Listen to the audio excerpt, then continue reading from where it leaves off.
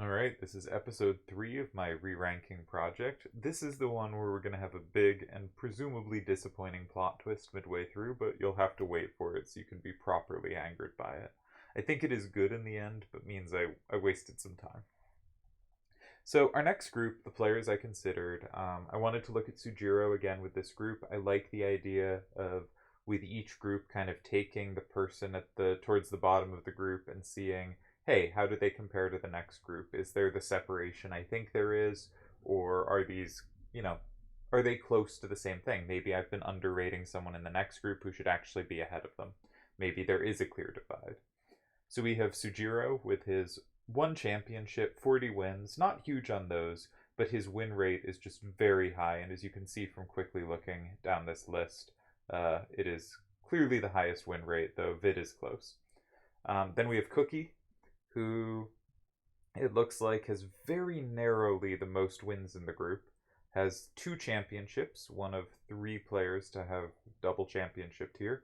I have incidentally updated both Sir Smokes and Chickeny's stats for going out in the TTAC semifinals. As I record this, the finals have not yet happened, but we will be ready to include those players once they do. Entering this tournament, neither of Tezuka nor Piggyman were in this tier.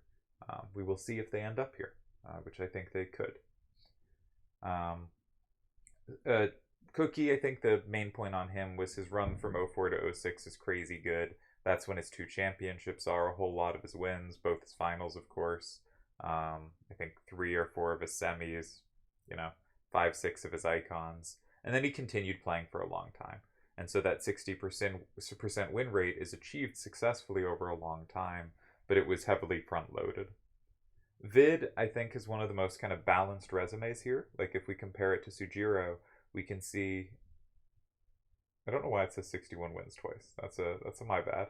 But you can see he's done it clearly longer, has the 2nd championship, and is fairly close on win rate. Vid is competitive with Sujiro here. We'll have to see if that holds up. Turds is a resume that looks a bit more like Cookies, though if you compare them head to head, doesn't Turds just look a little better here? Like the tiny bit higher win rate, the higher icon rate, the higher semis rate, more finals, just as many championships. It's close, but Turds could be getting the nod here. We have Kaus Debonair, whose 2 main claims to fame are he won the first official tournament on TTA, and also in 2008, which I think is really one of the great years here in 4 different icons. And they weren't like 4 quarterfinals. He made a finals, I think a semis. He's got a championship. He's got 7 total icons. Really good overall win rate.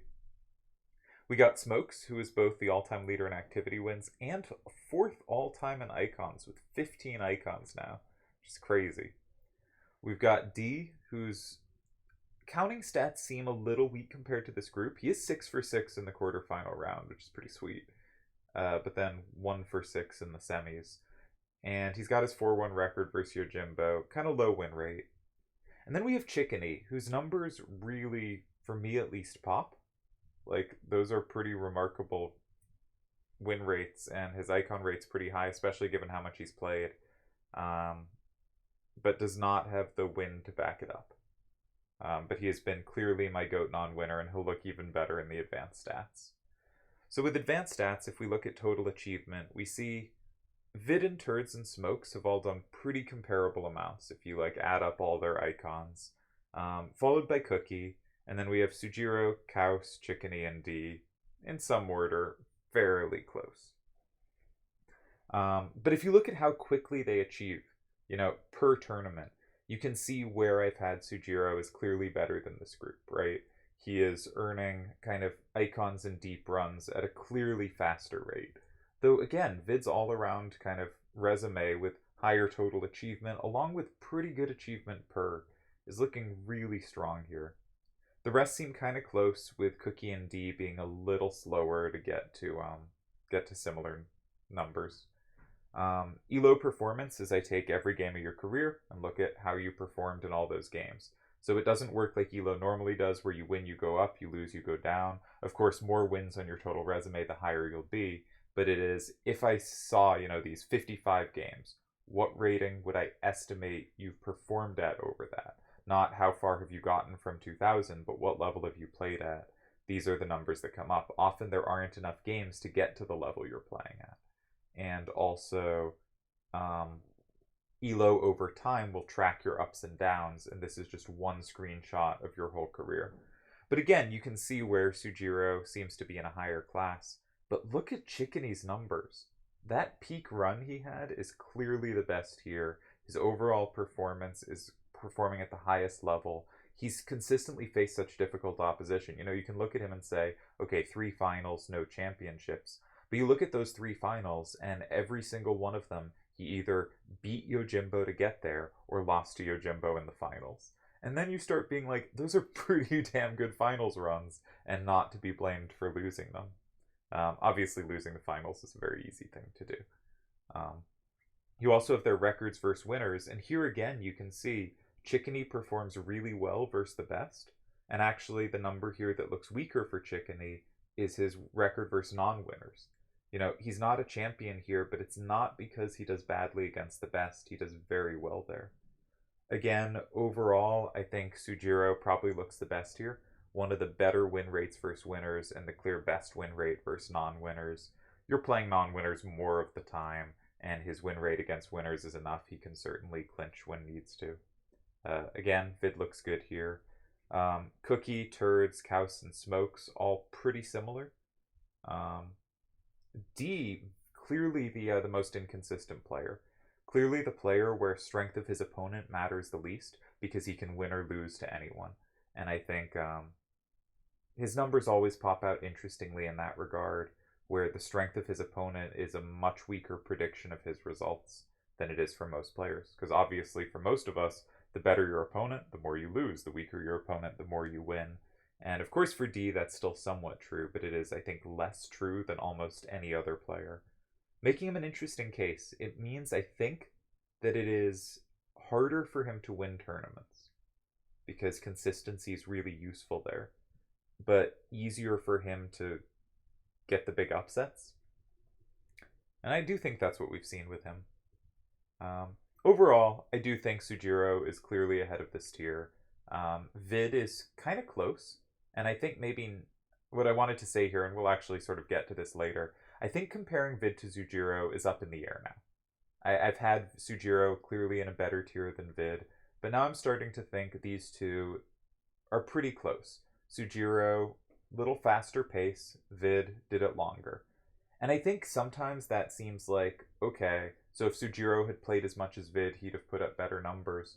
But often what that means is Vid's best run is pretty similar to Sujiro's best run, but he played longer and wasn't as good for the extra time.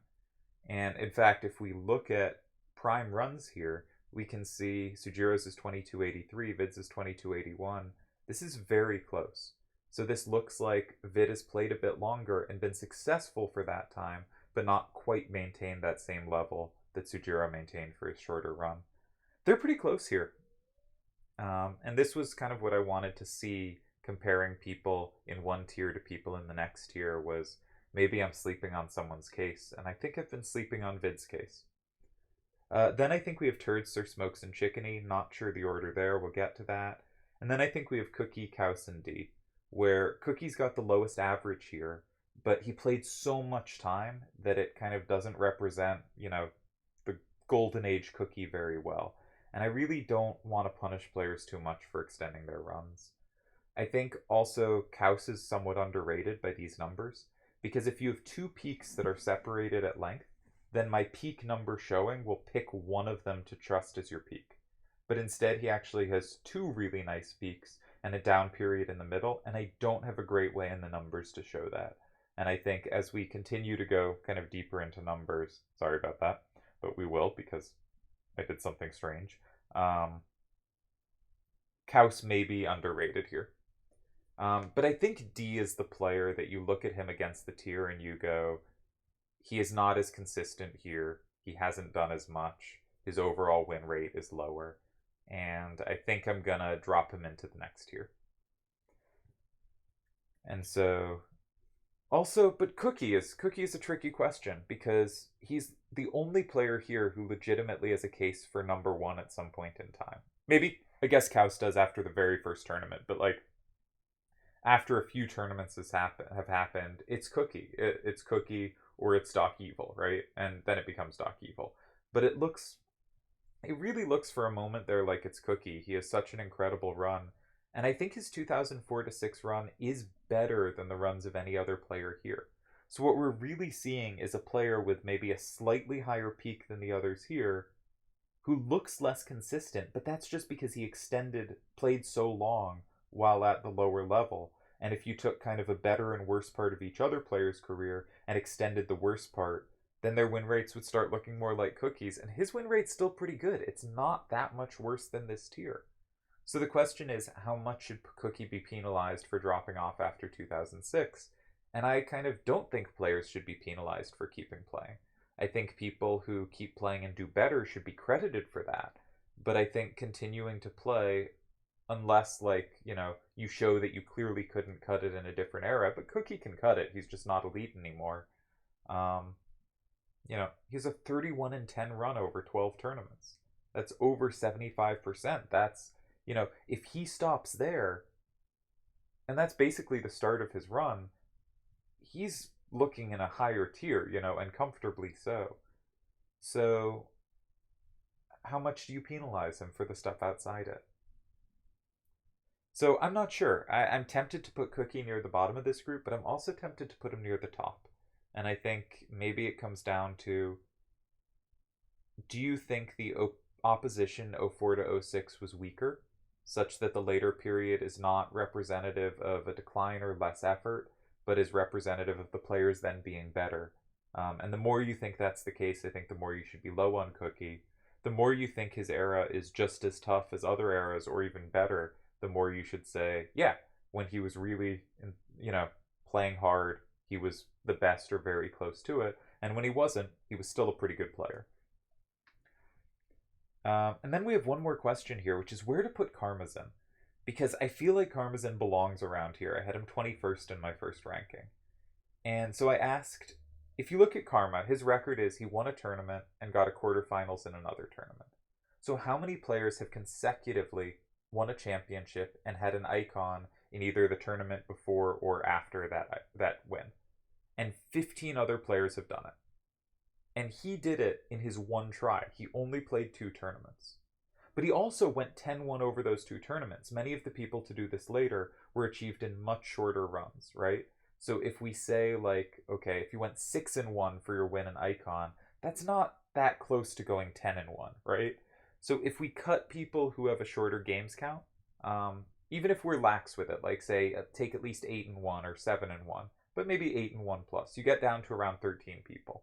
Maybe it's 7-1 gets you down to 13, 8-1 gets you down to 12. It doesn't cut it that much, but it does cut a few. And if you take his floor, a stat I talked about earlier, where you take his ELO performance from the run, and I put in a somewhat arbitrary standard deviation, but get a 95th confidence, Jesus Christ, my brain's gone, confidence interval of where at least 95% confidence he's at least this strength. His floor from those 2 tournaments is 3rd all time. So even though he's only played 2, given that he did something not many other players have done, and those that have usually taken many, many more attempts to get there, we can be pretty confident Karmazin is quite elite, even without actually having seen him play, which I have done. He was really, really impressive. And so I think the odds of him not being great over time are just really low. And so if we count like achievement, how much did you do? Sure, he's one of the weaker winners, one of the weakest winners. But if you want to like do some kind of estimate of level of play in tournament performance, I think he's tough to place because the sample's so small. But I kind of think he's going to place pretty high and probably somewhere around this group. If you do a feat only 10 other players have done, that doesn't mean you're the top 10 all time or top 11 all time, because obviously there could be lots of other feats that a different 10 have done, and you want to average those. But it does give me the feeling there probably aren't more than 20 players who we can be confident enough are better or have done enough more than Karma to put them ahead of him. That's sort of how I feel about it. And there's kind of, if we divide up all the one-time winners, there's the people who won one tournament and didn't do anything else. You know, they played a few others, they didn't get anywhere. There's the people who won a tournament and played a whole bunch more, and we have lots of evidence on. Like, we know who Sir Smokes is as a player. He's great. You know, he's rather great. We know, like, Meta is a kind of limited sample, you know, only kind of 10, 11 tournaments, but that's still a pretty decent chunk. And then Karmazin is the only one where it's just like, you played 2 tournaments, and you achieved something other than your win. What do we do with you? And I'm not sure. So that will be another question to figure out. But here's the list I came up with so far. The first 13 were rated in previous videos. So I won't talk about them here. I thought Vid looked like the best of this group. I ended up going Turds over Smokes over Chickeny. Again, you can see arrows to see how they moved since the last ranking. I had Cookie drop 5 spots here. I had him in the spot ahead of Vid, though now I think Akiyama's passed him. But he's moved down for me. I'm not sold. I still think there's a case for him at 14th or maybe 15th. 15th, I think there's a good case for him at 15th. But I was feeling not so sold on his case this time looking through. Looking at this, he feels like he should be somewhere in the 15th to 18th range. And last time I felt he should be top of it, and this time I feel he should be bottom of it. And maybe we'll feel different soon, because we're about to get to my quite obnoxious plot twist. Should I save that for another episode? No, we'll do it fast in this one. So first, I was thinking just, what are my instincts on how to rate a player? You know, if a player won a tournament in a short amount of time, and generally put up a high win percentage, I feel like I should have them higher than someone who has kind of similar win percentages but never won a tournament, right? If you did something in 3 tries and someone else took 20 tries and never got there, like, and it's the thing you're all aiming for, I feel like I want to credit the person who did it in 3 tries, right?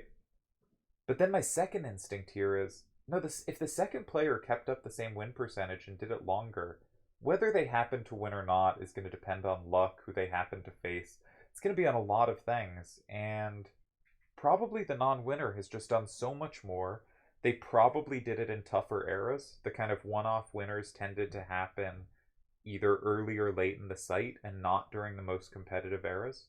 And so I think just the player who did it longer and better should get the credit. And I should come up with stats that, you know, if you do have a run where you win 6 games without losing, that's going to show up in your win percentages. That's going to show up in your peak performances. I will have places where I give that credit, but the person who's putting up 3-1s and 4-1s and some 2-1s, while this other player has a 6-0 and a couple 0-1s, I want to credit the just very good player consistently being a threat rather than the kind of one-time glorious run. And so, you know, if you win a tournament, you'll get ELO rating, you'll get win percentage. And I don't know if I need to give additional credit for winning a tournament or how much to give. And I think in this attempt to go through, I might be a little lower on just the value of winning a tournament, even though, of course, it is the goal and it is very important. And I think one example is, like, if Unfixable doesn't win Laguna, and I've heard some people saying Unfixable was a great player, so I know people would bring him up as a great talent anyway.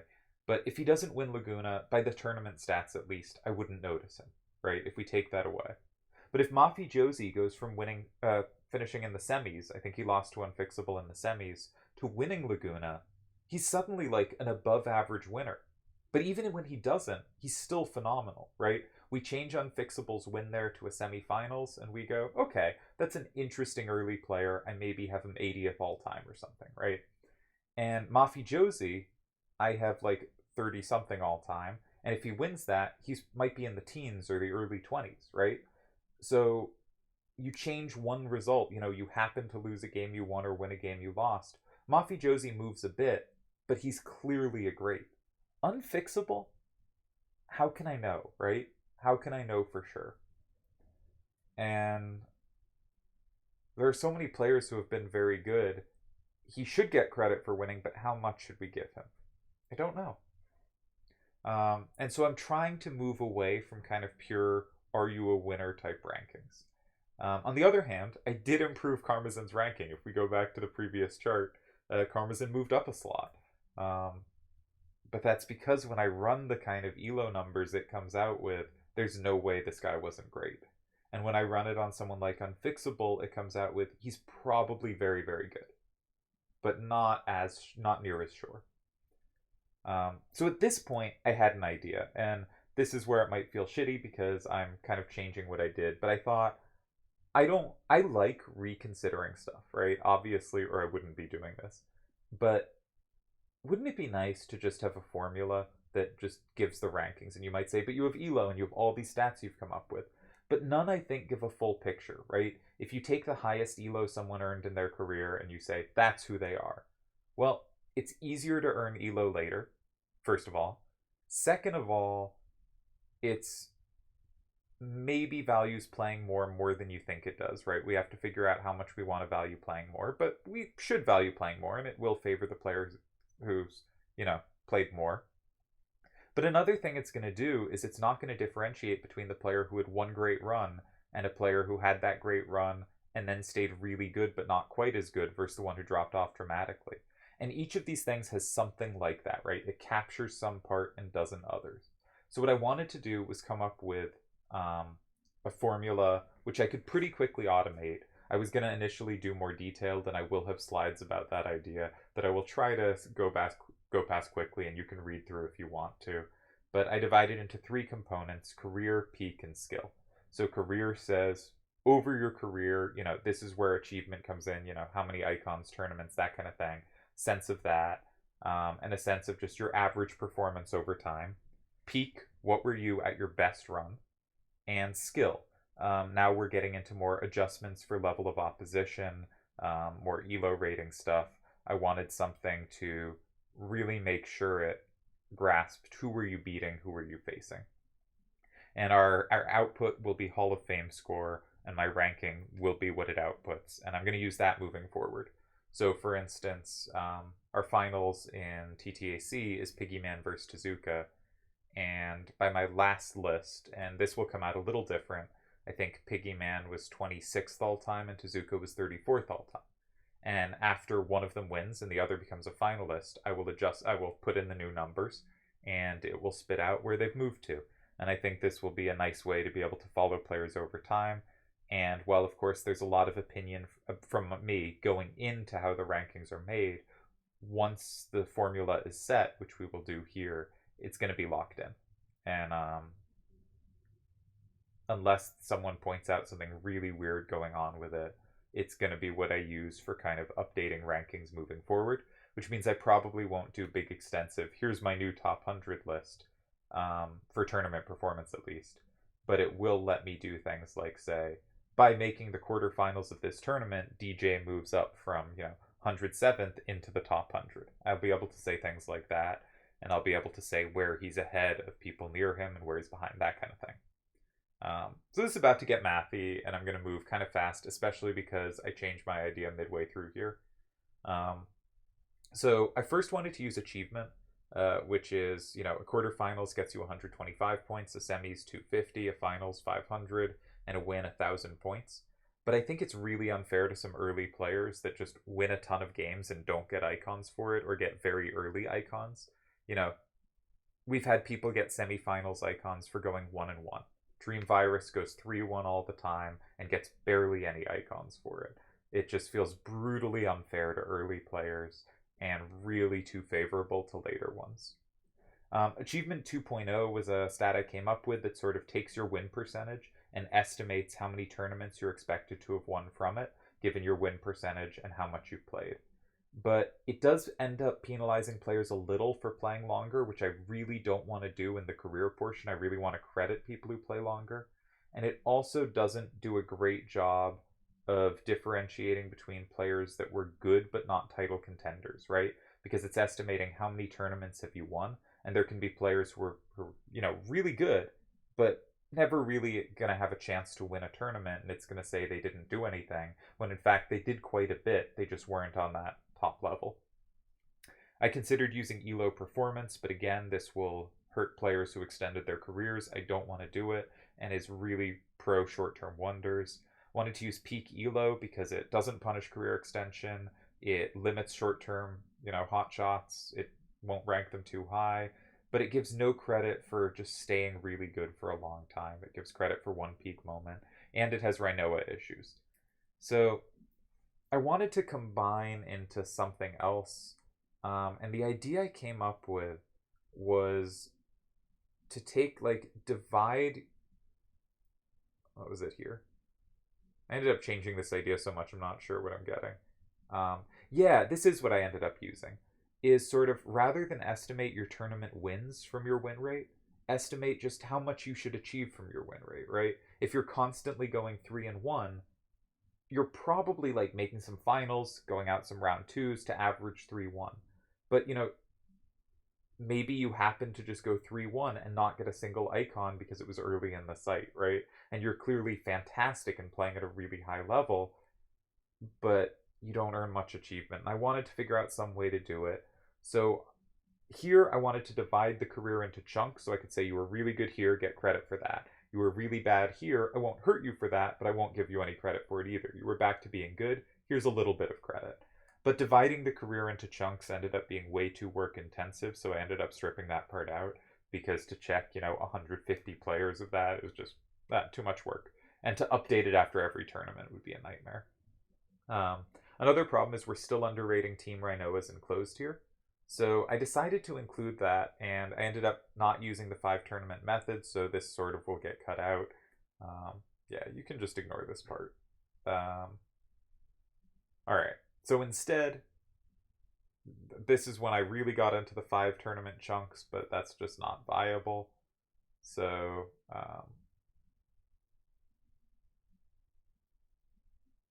yeah, this is just not very viable. So I realized that that was just going to take too much work and wouldn't update automatically when I put in a few numbers. So then I came up with a new plan, basically what I've talked about. Take how many tournaments you've played, what your win rate was, and credit you for kind of expected achievement. You might say, why do that instead of real achievement? But real achievement has all the problems with how long were the tournaments you played in, stuff around that. And this says, and also it can focus too much on winning a tournament. This says, you put up this win rate, you've probably grabbed a few quarters, a few semis, maybe you have a chance at a finals, right? And it's going to give you credit for being a threat rather than exactly what you did. And I tend to prefer stuff like this. Like if you like baseball stats, the best baseball stats. Have I gone on too long this video? No, not even. Nice. I was worried I'd babble too much about stats. I hope this hasn't been insufferable. If it has, I'm sorry. The next video we'll get back to just pure rankings. But, the best baseball stats are not kind of RBIs and runs, and it's stuff that, linear weights. It credits everything you did according to its kind of average estimated value. And baseball happens to be a game that can be really well split up into that. Other sports often aren't, because other sports have all kinds of interaction effects, right? Different players doing things will mess with what other people are doing a lot more, and other sports are more complicated for doing stats like this. But for just analyzing results, I believe in this as a good method. Notably, this is not something that I could have done this lots of ways that would look better for me. This wasn't something. Many of the choices here actively hurt my standing a little bit. So this was not done to score it. And mostly with choices for the overall career portion, Yojimbo was going to come first. And then the question was, where do other people stand? So for instance, for just this way of calculating careers, here's its ranking of careers. It has Yojimbo over Delial as a clear top 2. Then Seto over Wizup as 3rd and 4th. Yojimbo and Delial have played more tournaments than Seto and I have. It makes sense they'd be ahead here.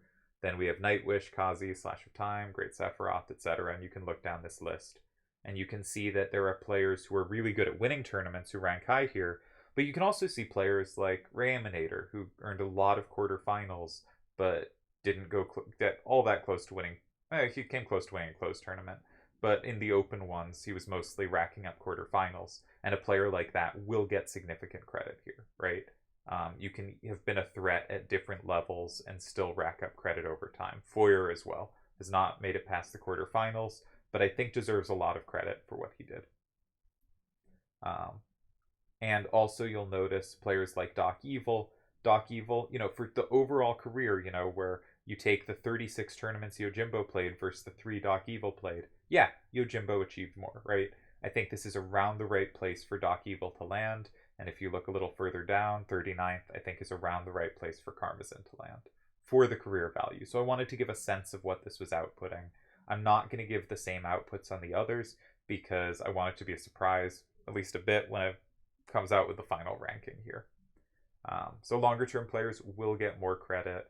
This is a career value that I can automate calculating really quickly, easy to update for me, and I think puts out a pretty good list. And the gaps between different points, I think, were made more sense to reality than other kinds of lists I was coming up with.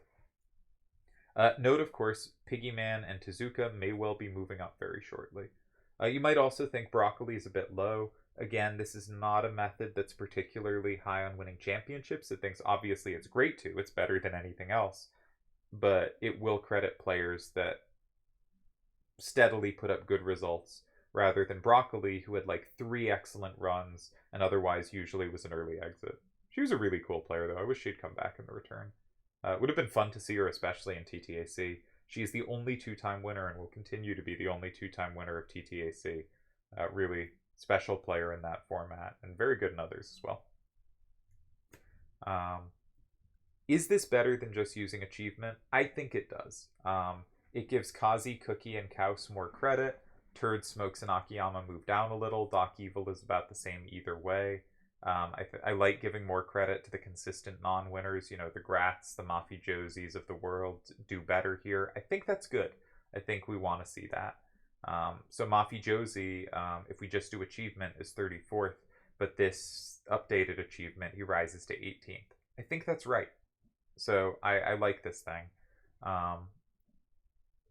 And transparency. This method gave me a lower relative score to others than other ways of calculating achievement did. So again, I'm really trying hard to use methods I think are good. And if I have a few methods that I think are good, I will try to pick the one that doesn't favor me because I know I am biased. I know biases towards myself will slip in, and I would like to try to counteract that if possible. For turning win percentage into achievement, I used a polynomial regression. It may get updated over time. If there's any part of the formula that changes, this is the part that will, because with more data coming in, I can get a better curve on the polynomial regression. But we're going to move on from that because no one is interested in polynomial regressions. For peak, I could do something really thoughtful that would take a ton of work, or I could do something easy to automate. So I went with the easy to automate. I really liked my top 75 peaks video. I thought it was good. I thought it was a pretty good method, and I'm just going to steal the methodology and scoring system from that. So if you want to check that out, you can go check that out. This does not adjust for opposition, but the skill category will give serious value there. And if you're consistently making deep runs and somehow find easy opponents, congrats to you. But for the most part, this should balance out pretty well over time. Again, not the greatest system for crediting me. If you take average elo of opponents you've played, I have faced the toughest path of any player. So all opposition adjustments tend to help me, and this does not have an opposition adjustment on it. There are a few others. Akiyama tends to get helped by those and will not get that help here. There are a few others who are very close in difficulty of runs. But, it's weird. If you look at, Delhi, the tournaments he's won, tended to be his toughest brackets or some of his toughest brackets. If you look at mine, my wins are kind of unimpressive because I tended to just win when I got an easy bracket and often didn't win when I got a tough bracket. And I think I usually did, very well there, but those usually weren't the wins. My wins tended to be my easy brackets, which makes sense. That's how it should be. But Delhi is a madman and seems to perform better on ridiculously tricky brackets. It's very strange. So the 75 peak series, I basically said I don't want to cherry pick, right? I think it's easy to say, okay, let's say your peak is your best 5 consecutive tournaments. But I know best 5 happens to look good for me. I know best 6 happens to look bad for me. I know best 7 also looks relatively bad for me, but best 8 is good again. Wherever I set that cutoff would be kind of like, which of the greats do I want to credit? So instead, I took a method that just says it must be at least 4 tournaments. And if adding a 5th makes the run look better, I'll keep adding tournaments. The best players have long runs, 10 to 13 tournament runs where they put up ridiculous win rates, and I will give credit for that. And the longer you sustained it, the more credit I give. But for other players, maybe you had a great 4 tournament run, but were really crummy outside of it. I'll just cut it off at 4. I'll do whatever is most flattering to you. So it won't have a feature of like, your 6 looks great, your 7 looks bad. So if I take a best 6 run, you'll look good. If I take best 7, you'll look bad. Here, I'll take whichever one looks good for you. I'm trying to be fair to everyone. Downside, does not adjust for opposition. Downside, I do think it credits some shorter later runs because it includes achievement in it, and that's easier to achieve later. But I was really tired when I was making this, and I feel pretty good about it. And by removing achievement from the career part or lessening its impact there, I think it's okay to still have it pretty prominent here. And I have to do some work by hand here, but it's not much, so that's great. I have included some players with shorter than 4 tourney runs. I considered putting in an automatic detraction for not making it to 4 tourneys, but I decided to, again, just be generous and be flattering to players. And so they score very well here. And it does inherently credit you somewhat for having extended runs longer, and they do not get that extension credit. So that's peak. Again, I'm going to be hiding the stuff that's not the career value so that the final rankings come out somewhat as a surprise. And yeah, if you want the top 75 peaks, there's a video on that, and there have been some changes since, but that'll give a sense. Doc Evil comes 3rd on peak here. Karmazin comes 11th. Virgil, the next best short-termer one-timer, comes 27th. Sounds about right to me for the really incredible short runs. And I did actually, after I made this, check a lot more short-termers. And I feel good about how this came out. Lastly, we have skill. I really wanted some point that credits people for dominating against the best opposition, or credits you if your losses came to the tougher opponents. Like, that's better than if your losses came to weaker opponents, of course. And also, if someone just had weak brackets versus someone who had really difficult brackets, I wanted to rate these accordingly. So I wanted to divide into winners, non-winners, but I think it's not very clean. Like, what if the non-winner you faced was Chickeny? Chickeny's a beast. Chickeny's a tougher matchup than most winners, right?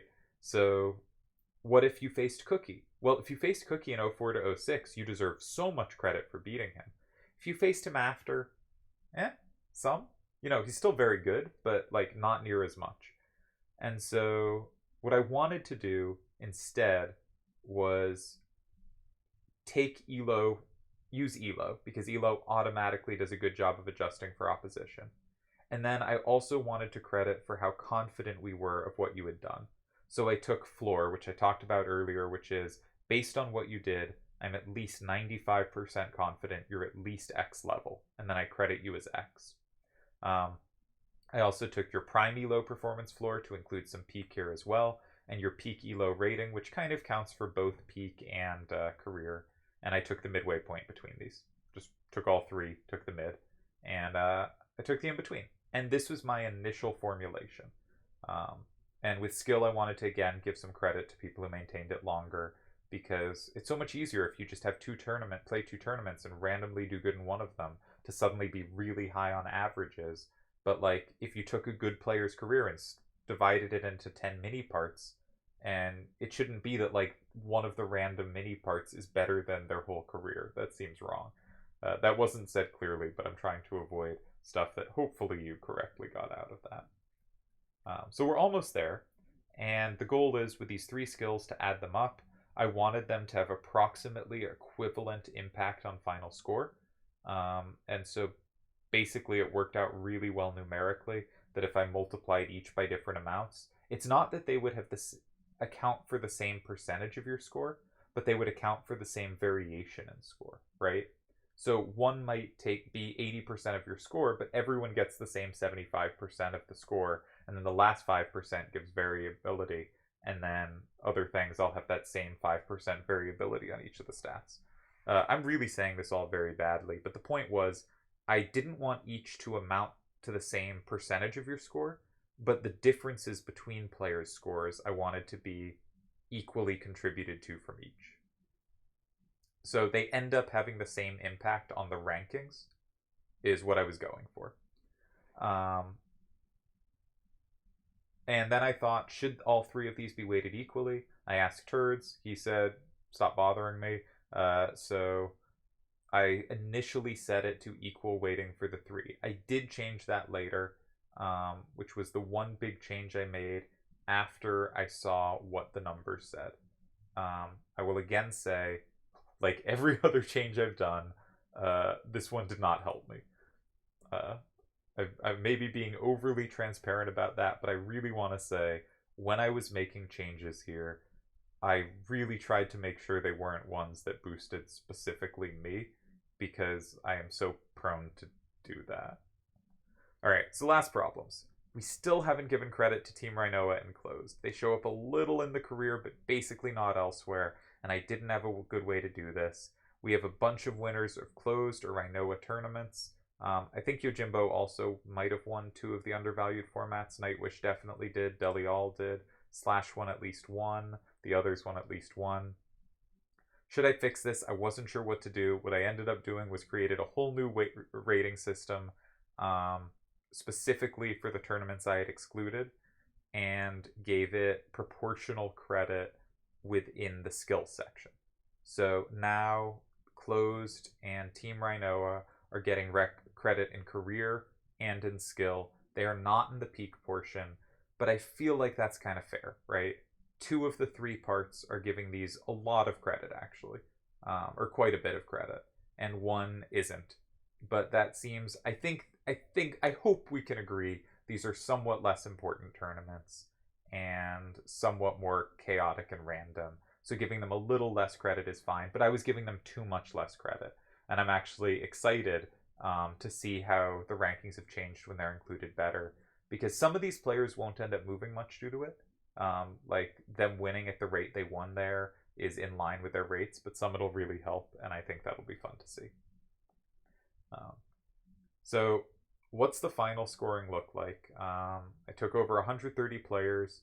The initial scores I had between 40 and 60. And I wanted to make it more like 50-100. This was easy to do if I changed the weighting of career peak skill from even for all to 40-40-20. I also noticed that some short runs were getting more credit than I wanted, and if I lowered skill, it lessened those players. So I flipped that, and it made 2 flips in the top 20. When I changed from even weight to all 3 categories to 40-40-20, there were 2 pairs of players that flipped in the top 20. So basically unchanged rankings, very, very slight movement. It had a little more impact farther down, but not too much. And I also just cut people who had played fewer than 8 tournament matches. Nimloth and Lionheart are great, but everyone will think they're great whether they're on a list like this. And I do think some short-termers were popping too high, and this was a good way to just get rid of that problem. So that's the scoring system. And yeah, I hope you're excited to see the rankings. I will the finals have not been played yet, so I have the rankings ready to be shown post the finals. Maybe I could look at them now. No, I think I'll do it. This video has now gone on a while. So I think after the finals are played, which will surely be before this video has come out, but if it hasn't, that's okay. After the finals are played, I will record episode 4. I think I'm going to do a top 60 instead of a top 100 this time. I have a list, 130 plus players deep, but I think top 60 feels good for this re-rank right now. And yeah, we'll see how it does. I obviously put some effort into figuring out orders on my own, and it'll be fun to see where it agrees with the ranking I did and where it differs. I will note some of the places it differed are because I'm now giving more credit to Team Rhinoa's and to closed tournaments, And so players who did better there and players who I hadn't realized did worse there will move a bit to places I haven't traditionally necessarily put them. So it's going to be fun to see how that looks. And I think it will be more representative of tournaments that I haven't been good about giving credit to. So I'm excited for when we get to the list, and we'll see what happens in the finals and where will both Tezuka and Piggyman I expect to move up. A finals run. It's the first finals for each of them. It's going to be great for both of them. But I'm really curious to see if, where they end up. Is Tezuka going to make it comfortably into the 20s? Can Piggyman make it into the teens? I'm not sure on either. There's a chance. And they both had such good runs and impressive in different ways. So that's fun. I'm excited for the finals. And after the finals, we will have a much shorter episode 4 concluding this series, which will slowly reveal the top 60 tournament players by my new formula, which I'm going to stick with from now on, I think. Now, who knows what I decide a week from now, but I'm pretty sure I like this. I think it covers everything. I think it weights it reasonably well. It has a few problems with short-termers, but they're not that big a deal. And I like what the list looks like. It's pretty similar to what I was coming out with. And the differences it has make sense to me once I look at the things it's valuing maybe more than I do when making my own lists.